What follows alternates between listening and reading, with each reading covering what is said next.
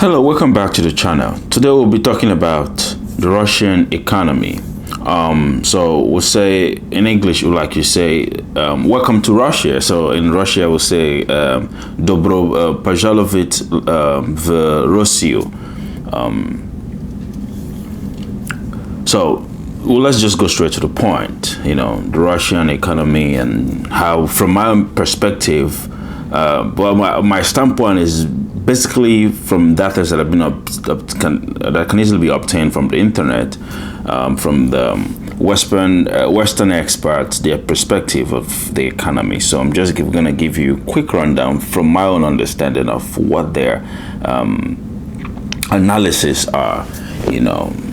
Don't forget, I'm just a random guy on YouTube. You can do your own due diligence, which I would strongly suggest, because it will do a lot more good than just taking everything I say hook, line, and sinker. Russia is a genuinely one-of-a-kind country in which everything appears to be on the edge. Russia is the world's largest country. It shares borders with some countries on the opposite ends of the planet, countries like Finland, which is on the European part of it, and then you have Japan on the Asian part of it. They are both on the opposite ends of the planet. So it shares border with this country. So I am particularly excited and driven to give my perspective on this authentic country in this video that I just made. So giving you my personal perspective on how Western economists evaluate the current status of this amazing country called Russia, whether you will like it or not. To the people who are from there, it is an amazing country. So I'm in no way affiliated with any political organization. I'm just running on YouTube to just releasing content to get views and and money from it. So you can take what I say or leave it. It's just my own perspective, just a random guy on YouTube, and as a free black man, I think I reserve that right to air my views irrespective of anyone's political affiliation, which I'm not party to. Okay, so in this video we will discuss the modern day Russia, beginning with the founding of the Russian Federation in the early 90s and the legacies left by the Soviet Union. Following that, I will provide a comprehensive portrayal of the Russia's modern economy by concluding with my final opinions on the country and what the future holds for the people of the country, which is the Russian people. Okay, so I will also eventually, rate the Russian economy on a scale of 0 to 10. With 0 being the worst, 10 being strong, on the scale. It's just like when you're rating pain in the healthcare. You rate on a 0 to 10 scale. So something close to 0 would be dangerous. Don't forget that. Unstable, poor, and a conflicted country. While something close to 10 will be prosperous, strong country and economy. As always, don't forget to like my video, share, and subscribe. As always, So now let me proceed with this video.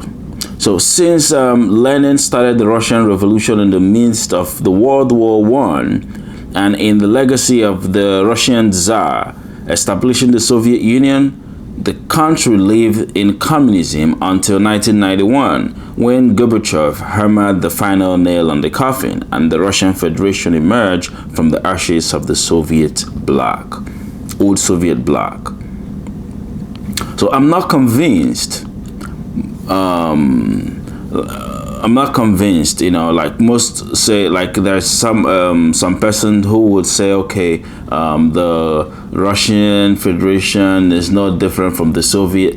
I'm not convinced the political, happenings there, but I'm more concerned on the economy. Like I told you, I try to be careful on the political aspect of things, so I give my analysis or commentary, and I try to avoid that part. I just want to focus on the economy and money. That is just my own point of view. If I say anything, it's just purely business. Don't take it personal, okay? We all want to make money, so that's just part of it. Because the global economy is not intertwined, so that's just why I talk about it. I said it affects all of us. Okay, like let's say some persons who were born in the old Soviet Union, they share different perspectives, while some, have a different perspectives. So when the collapse of the former Soviet Union pushed, some nations living under its umbrella to the brink of a civil war, or in the case of, let's say in the case of something that looks close to what is obtainable in Libya or Iraq or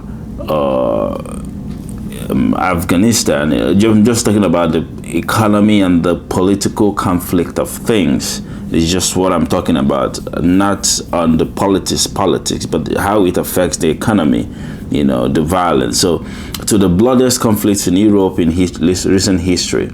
So, I won't go into depth on why the Soviet Union collapsed or disintegrated, because the subject is far too broad to discuss in a single video.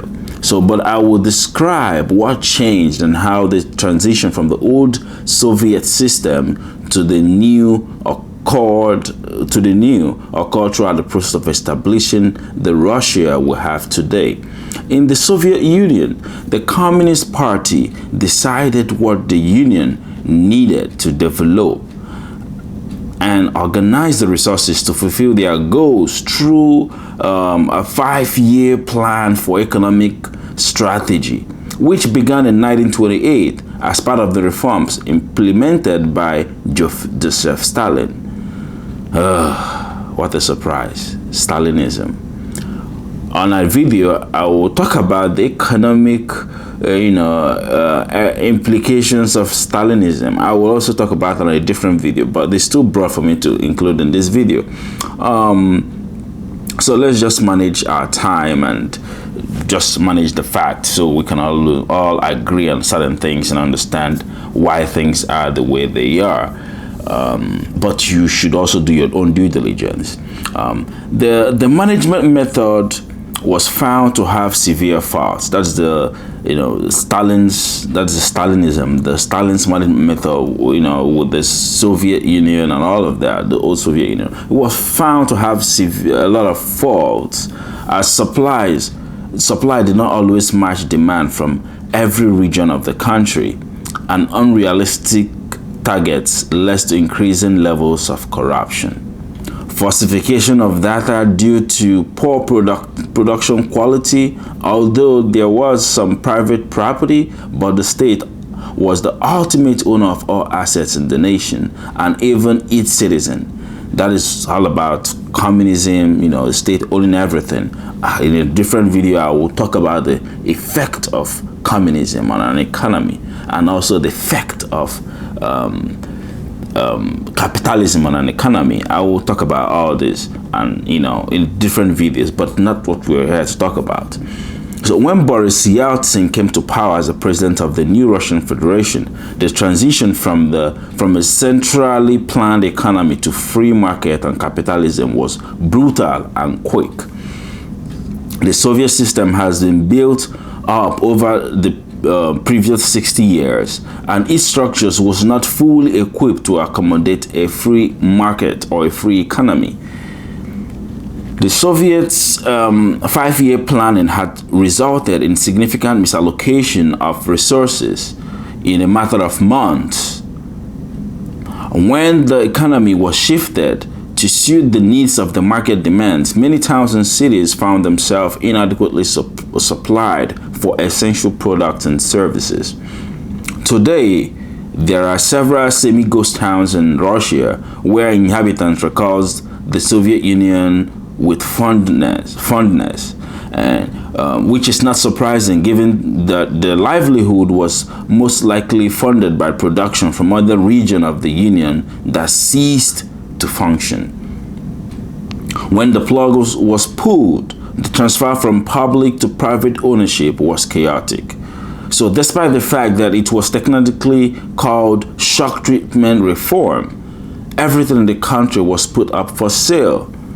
The Russian pool of wealth was allocated in a manner that approximated the Cantillon effect theory.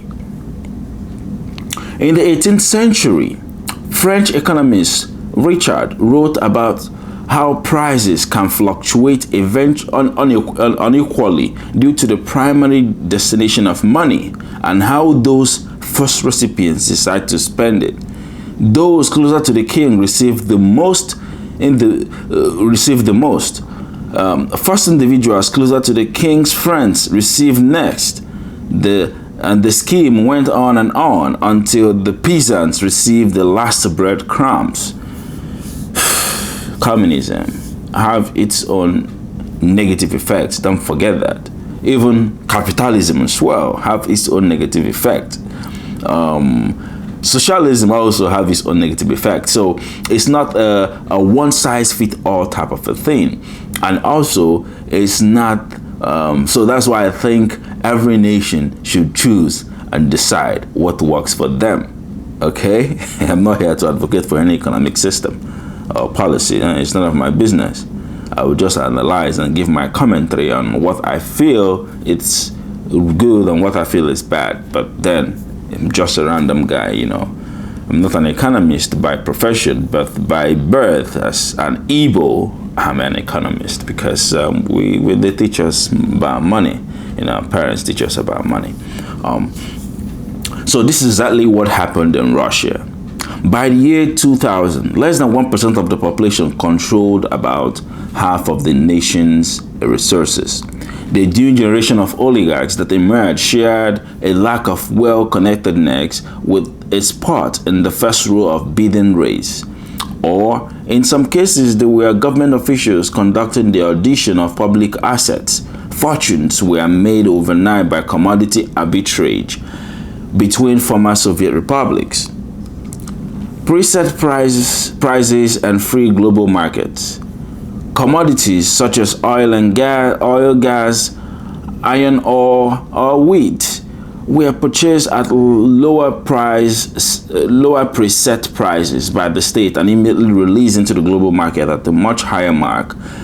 The uncertainty brought about by the regime change and the rush from the oligarchs and new millionaires to return what had been one in fear of what the future government policy would hold, pushed them to move fortunes overseas, primarily to the United Kingdom.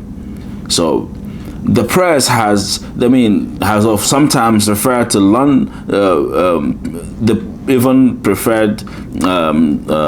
London, they used to call London as Londongrad. You know, with the influx of wealthy Russians and their families settling in the United Kingdom's capital.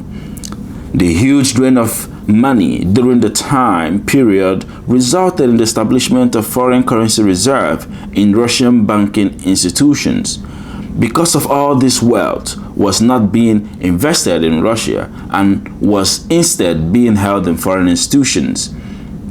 The ruble, which is the Russian currency, the ruble had fixed exchange rates, which meant that the central bank would utilize its foreign reserve to raise the currency's value to target level against the global currencies, risking a run on reserve if the economic situation improved. And that occurred in 1998, following the Asian currency crisis. Speculative attacks on the ruble began. Russia had to make difficult decisions about how to manage its economy when tax revenue were insufficient to cover debt obligations. They were in huge debt, you know, from Boris Yeltsin era and the rest of it, because of oligarchs, corruption, and the rest. you can read about. To remedy itself, the government has only two options: issue more debt, which devalues the currency and causes more inflation, boost tax revenues, risking a collapse in household income and company revenues, or declare a default and compel investors to take the hit, which will cause dissatisfaction amongst investors, by which making them to move their assets or funds out of that economy. Following the demise of the Soviet Union, Russia experienced hyperinflation. I did a video before I talked about inflation, which I talked about the effects of inflation on the economy. I think you should go and revisit that video. I will also put the link of that video so you can understand what hyperinflation means. I won't explain all of that here, but hyperinflation, it's when there's too much money in circulation, thereby the price of commodity increases, and now the money and the savings you have loses value because there's too much money. So I will post the link of that video so you can go and watch and understand what inflation, hyperinflation, and all of that means. And the event was still fresh and terrible in the thoughts of the Russian citizens, and the thoughts of the country's citizens, Russian citizens here. So as in this case, the monetary problem was caused by investors heavily betting against the ruble, and the central bank was unable to defend the fixed exchange rate. As a result, the Bank of Russia decided to free float the ruble, but the Russian government preferred to declare default in order to avoid a new hyperinflationary spiral and lose complete faith in the currency's future. Witnessing a country declare itself in default was rare and unusual. The consequences, on the other hand, are tiny compared to what a private firm might face if it files for bankruptcy. However, the basic goal of restoring the ruble's credibility and bringing inflation and speculation under control was achieved. Significantly reduced oil prices also played a key part in reducing the entry of dollar into the country and weakening the ruble. Russia has historically relied heavily on the oil and gas exports. The sensitivity to the oil price has been high, and that it is thought to the only reason the Soviet Union stayed afloat for so long was due to the drastic increase in prices during the 1970s and 80s, which helped increase import of heavy machinery. Finances are cracked down, and they have it helped them increase import of heavy machinery, which aided in production of certain commodities that they need. But their finances were highly depleted when they tried to make the adventures on the Afghanistan people and continue to subsidize its community spares during the Cold War, which they had with the West. As a result, when oil prices reached $11 per barrel, it was worth less than half of its original value. The economic shock in 1997 was tremendous. This catastrophe, which came after years of Russia gradually improving and even seeing real GDP growth in 1997, hammered Boris Yeltsin and his government's reputation, while the spotlight shifted to a new upspring figure who understood how to play the role of a strong leader and felt well prepared to rebuild the country and restore stability and order.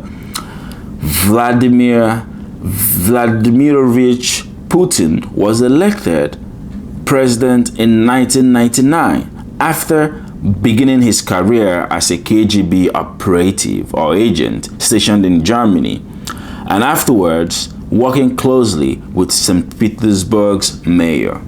Putin was a politician with a necessary background to comprehend the scheme governing Russia, under talent to undertake good management and turn around the country after more than 2 decades. Putin remained at the top with only one brief spell, having his close friend Medvedev as president.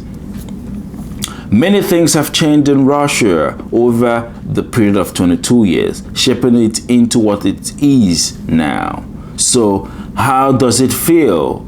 How is Russia's economy going today? These are questions that I would love you to answer on your own. You don't have to give me the answer. We can, look for the answer ourselves. To begin with the negatives, Russia remains a country with historically high levels of inequality. Moreover, despite significant progress over the last few decades, the country's resources remain hugely unequally divided. According to Credit Suisse's famous global wealth study, Russia has the poorest global distribution, with the top 1% controlling majority of the country's wealth. In the case of Russia, the top 1% controlled about 75% of Russia's resources. Bureaucracy is still not as dependable and efficient as in other economies of comparable size. Corruption continues to deter many foreign and domestic investors from establishing enterprises and deploying capital in the country. The rubles remain not too strong currency, highly dependent on oil prices, vulnerable to the swings in the US dollar. Dollar as a like a final con, we will argue that the state of democracy in Russia is questionable because Putin faces almost no opposition, and those who do oppose him politically may suffer some physical harm as a result of accident or arbitrary imprisonment. But hey, hold on. Russia has a lot of great stuff to talk about if we stick with the Putin line. As regards to whether he is a dictator or not, the reality is the country's condition with him is significantly better today than it was in the 1990s. When he rose to power, corruption levels while still a concern, but are significantly lower. The economy of Russia has gotten more robust over time under Putin, the President Putin. The economy, we'll give him that credit. He's been able to stabilize the country and grow the country from what it used to be. So we'll give him that credit. We won't take it away from him. And since the 2014 Crimean battle, it's been a transitioning away from reliance from foreign funding, demonstrating its tenacity. During the 2020s, Russia was one of the least damaged economy. Okay, the COVID historical event are still taking place now, but due to the current President Putin's effort in reducing the debt to GDP ratio of Russia, which significantly made it look healthy in terms of debt-wise, because they're not heavily indebted to any country, but they have a lot of gold reserves and diversify their foreign currency reserve. So they weren't reliant on the dollar, which would have made them in a vulnerable stage if they continue with their political adventures. So, but then them diversifying kind of put them in a strong way of being self-sufficient. So thereby, Western sanctions will not have effect on them. Trust me. You stop the importation of exportation of iPhones to Russia, it won't affect their economy. What happens is this: the one that is already in the country's price will go up, and then they will that will give them rise to have their own locally manufactured cell phone device.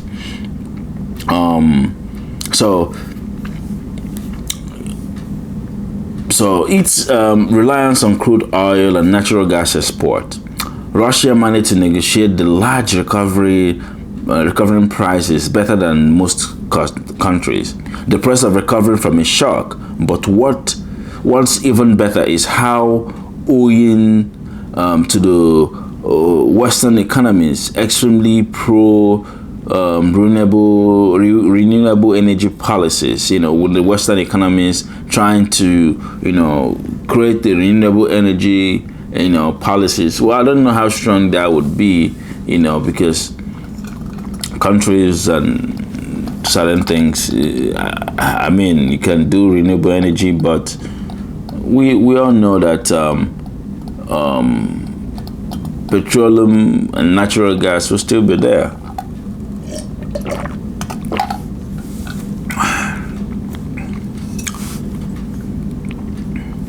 Capital expenditure from private corporations in the oil and gas industry has plummeted and has yet to recover, implying that Russia's economy and pricing power has increased in countries such as Germany, which is now even more reliant on Russia's natural gas to keep process and inflation under control.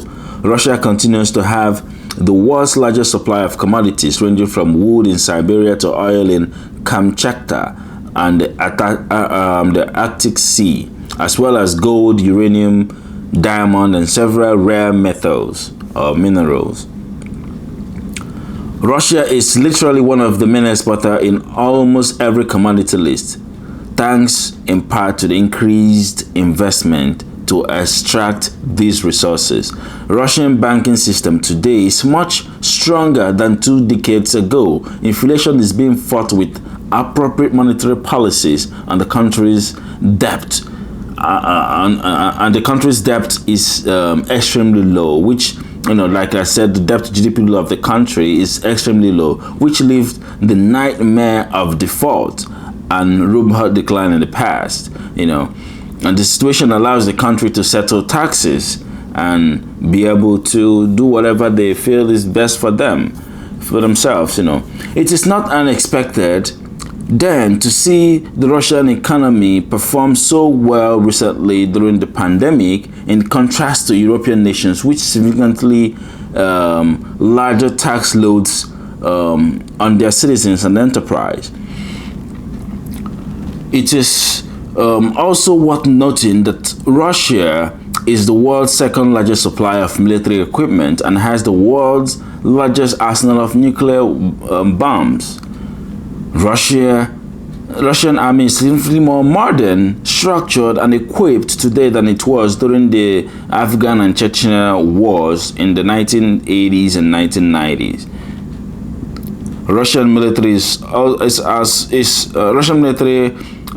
so well prepared that the country has almost become popular location for employing private military mercenaries, like you have the Wagner group and the rest of them. There are a lot of them.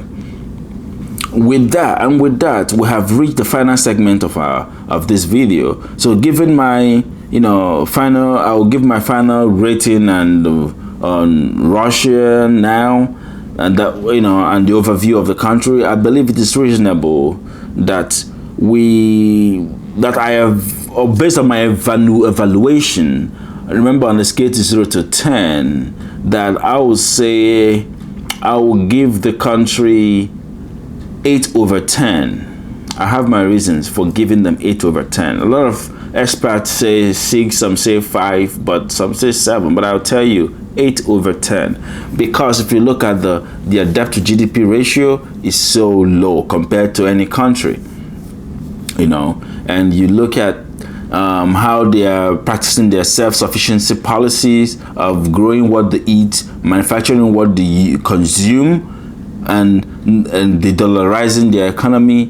I will give them 8 over 10 because even if like there have been some nations are telling them, EU telling them sanctions will come in, but I'll tell you the truth, sanction won't really have effect on their economy. It won't really have effect because they have a trading partner with China. So, and China is the global manufacturing house of the world.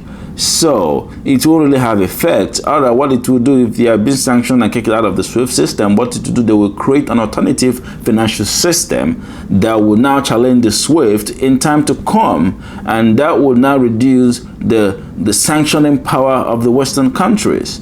So that is why I'm giving them 8/10. You know, them trying to be independent and pursue their own things the way they are pursuing it. I mean, do I agree with all they do? No, but they reserve the right to do what they feel is best for them.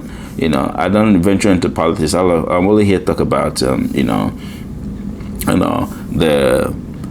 economy. You know, apart from, you know, some experts believe that the election is not real, but then who are you to question their election?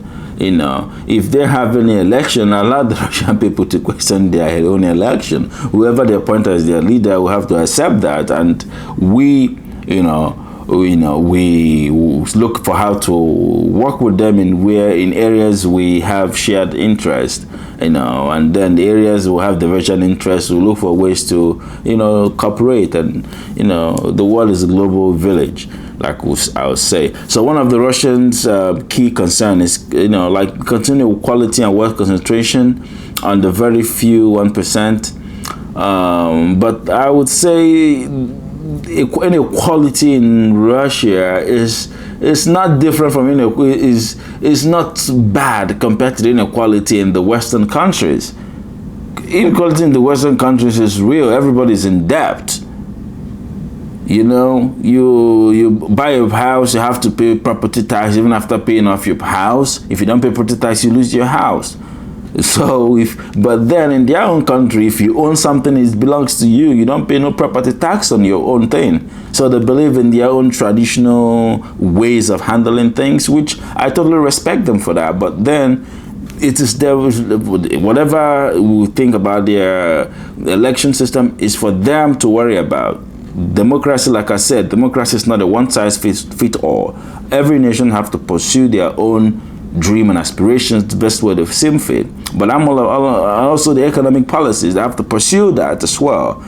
So their wealth inequality is fair compared to what's obtainable in Western nations. There's huge debt, huge homelessness crisis, and thereabout, because the heavy taxation system as well, you know. So that is why I think, you know, comparing that, I would say it's distributed, even though you might say, okay, you have the oligarchs having a large percentage. Okay, well, yes, but that's the largest country in the world. People have rights to private property now. And you look at the population, their population number compared to the land mass, okay, you know what I'm talking about. Whether you like Putin or you despise him, there are plenty reasons to be positive about Russia. You know, he brought stability to the country, and he's respected and a feared world leader who managed to pull Russia out of the brink of bankruptcy and division and convert it into a much safer country and one of the most resilient economies during the worst pandemic in 100 years, overtaking top nations in performance and preventing a massive collapse. The future growth of Russia is in safe hands due to the massive stockpile of natural resources and, mostly important, the transfer of energy pricing power from the West, as Europe and the US refuse to return oil extraction to pre-pandemic levels, and instead have aimed at over-investing in expensive and vulnerable energies like the renewable energies, despite the fact that their economies are still heavily reliant on fossil fuel and remain so for the foreseeable future. And about how about you? What are your thoughts about Russia And I would love to hear that, hear your thoughts on that, on the country, and what you think about the future, or what do you think the future holds for the largest Slavic nation on the East. And I hope you enjoyed this video, and I hope to see you again in another video that I'll be putting. Don't forget to like and share and subscribe to this channel. You're welcome to eCams. I remember my humble self, your favorite commentator whom gives you accurate commentaries. But always forget that this guy is just a random guy on YouTube. Do your own due diligence. Thank you.